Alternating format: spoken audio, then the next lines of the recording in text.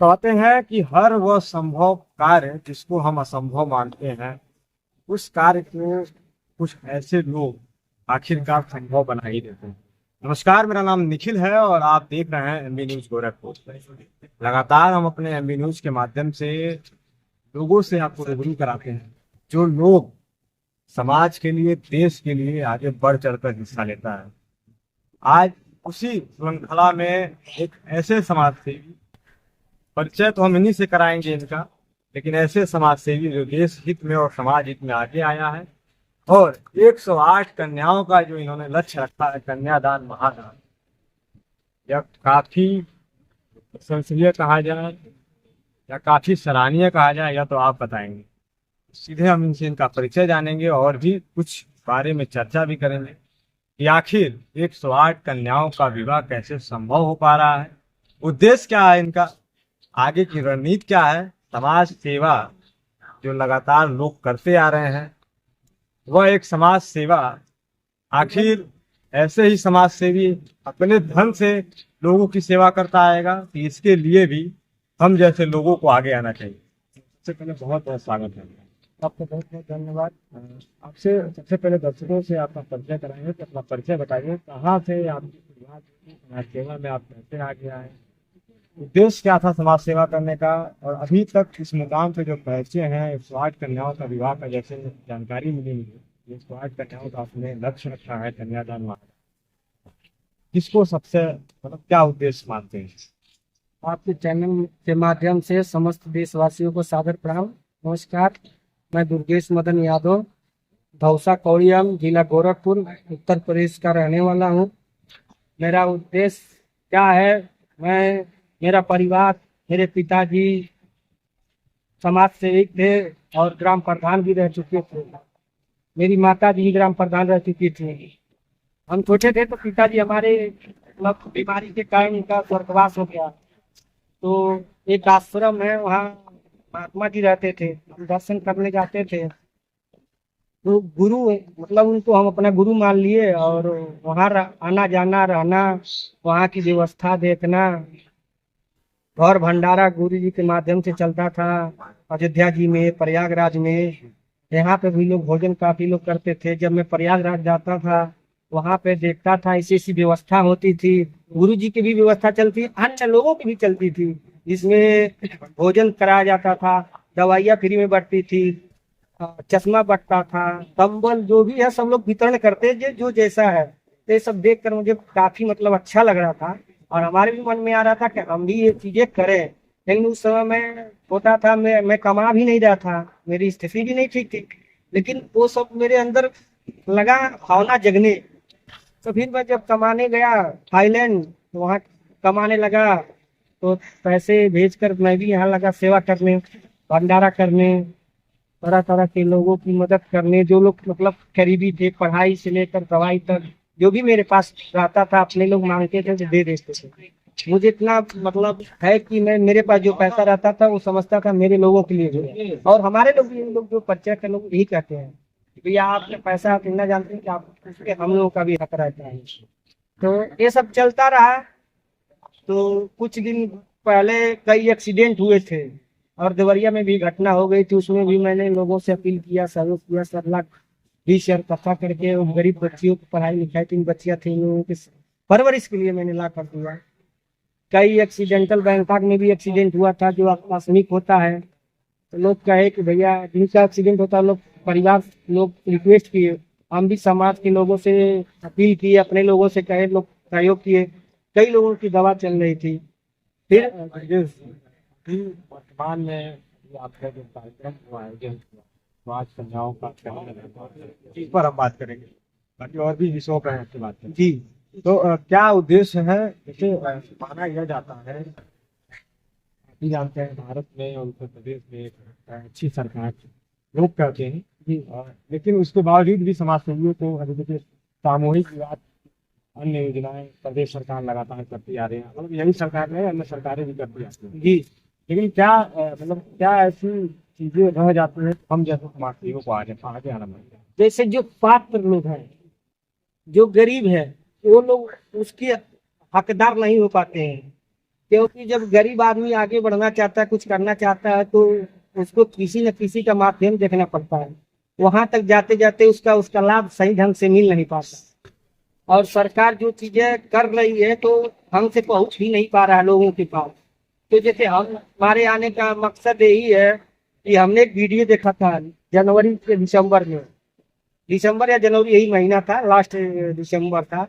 तो नेताजी माननीय श्रद्धेय मुलायम सिंह यादव जी कह रहे हैं, भाषण में संबोधित कर रहे हैं कि आप लोग अपने गांव के आसपास देखिए, कोई बच्ची हो, कोई कन्या हो तो उसकी आप लोग शादी करवाइए, कोई भी गरीब परिवार की हो, सब लोग मिल के करवाइए। तो वीडियो देखा तो मैं काफी प्रभावित हुआ। तो थोड़ा स्थिति इसलिए होते ठीक ना होने से मैंने भी प्रण बना लिया कि हम भी करेंगे थोड़ा समय लेके। तो मन में आया तो मैंने धीरे धीरे अपना प्रचार प्रचार शुरू करने लगा लोगों को कि आप लोग अपने गांव के आसपास बच्चियों की पता करिए, शादी करवाएंगे इस तरह से।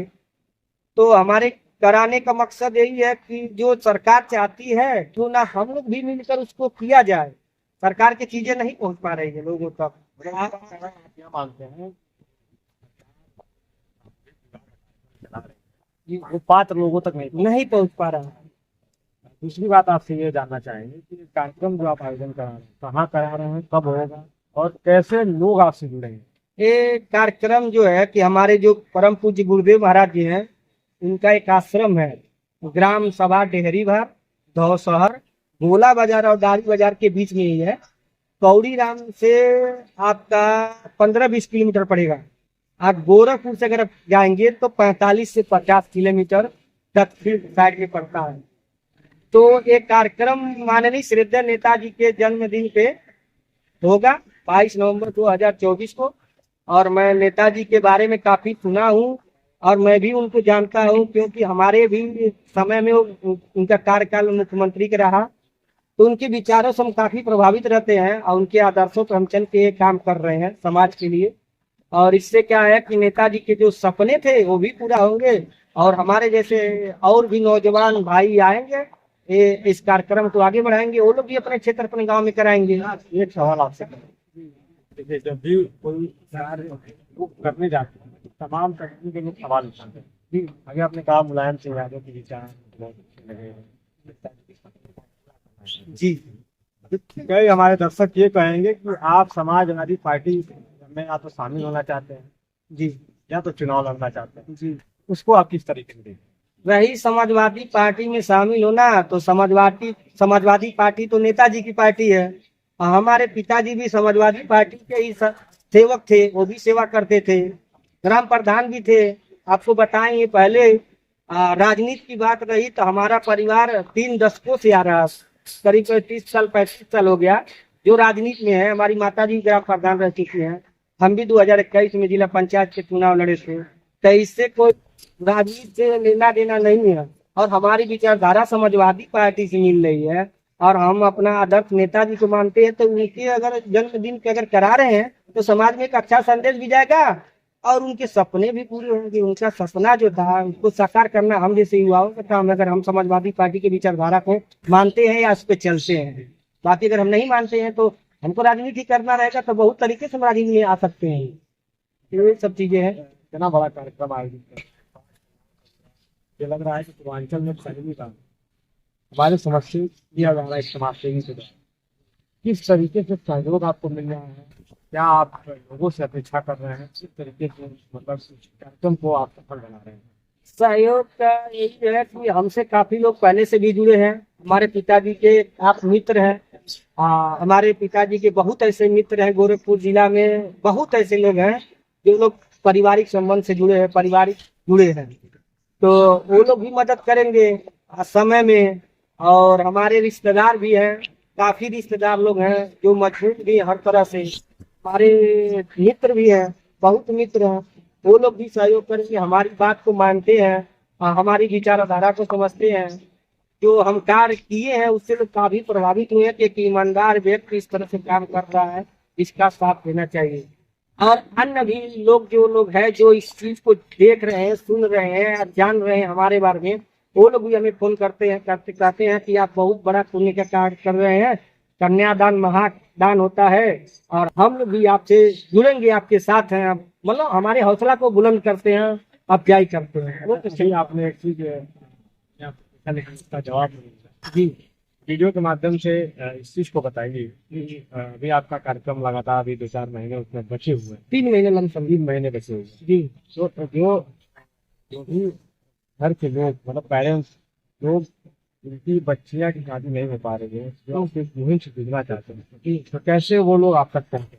हमारा मोबाइल नंबर है, एक इंडिया का नंबर है, एक बैंकॉक का नंबर है। जो बैंकॉक का है वो मेरा व्हाट्सएप नंबर है, और जो इंडिया का डायरेक्ट फोन लगता है। मान लीजिए अगर हम बैंकॉक भी चले जाते हैं तो आप व्हाट्सएप पे लोग कांटेक्ट कर सकते हैं।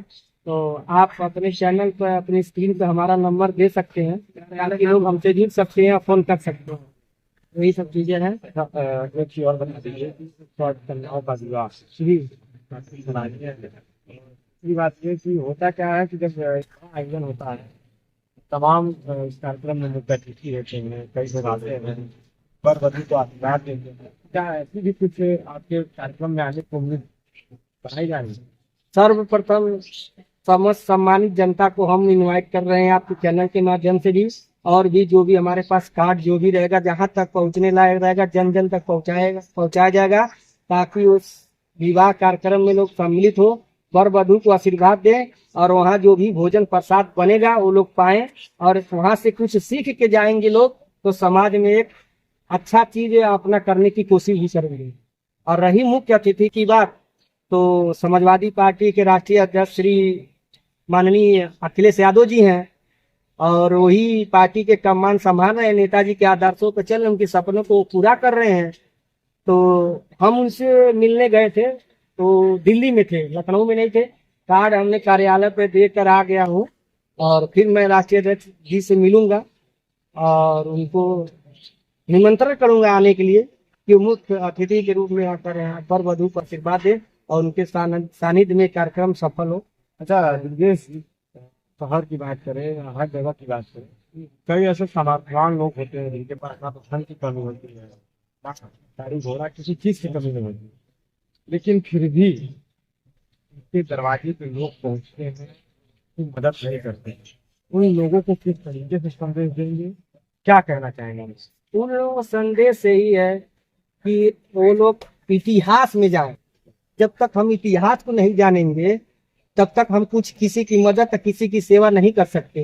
अगर लोग इतिहास के पढ़ेंगे तभी उनको प्रेरणा मिलेगी, और उनकी आत्मा जो है जगेगी। आत्मा सोई हुई है, केवल वो सोचते हैं कि लूट के हम अपना भला कर लें, हम मजबूत हो जाएं, बाकी कोई आगे बढ़े या किसी को रोटी मिले या ना मिले, उससे कोई उनको मतलब नहीं है। तो मैं तो यही कहूंगा उन लोगों को कि आप लोग भी इतिहास को पढ़िए, और इतिहास से पढ़ेंगे तभी आपको प्रेरणा मिलेगी। जब हमारे पिताजी अच्छा कर्म किए रहते हैं तो इससे प्रेरणा हमको मिलती है। अगर किसी के पिताजी चोर रहते तो उसका बच्चा भी चोर निकल जाता है। किसी के पिताजी अगर पूजा पाठ करते तो उसके छोटे छोटे बच्चे भी पूजा पाठ करने लगते हैं। ऐसी चीजें हैं, आपके आसपास से भी आपको ये सब चीजें मिलती है माहौल के हिसाब से। तो हमारे साथ दुर्गेश मदन यादव जी थे, लगातार समाज के लिए एक अच्छी पहल लेकर के कन्यादान महादान का हिस्सा बने हैं। 108 कन्याओं का विवाह, यह मैं बार बार इसलिए कह रहा हूँ क्योंकि यह कोई भी ऐसा राजनीतिक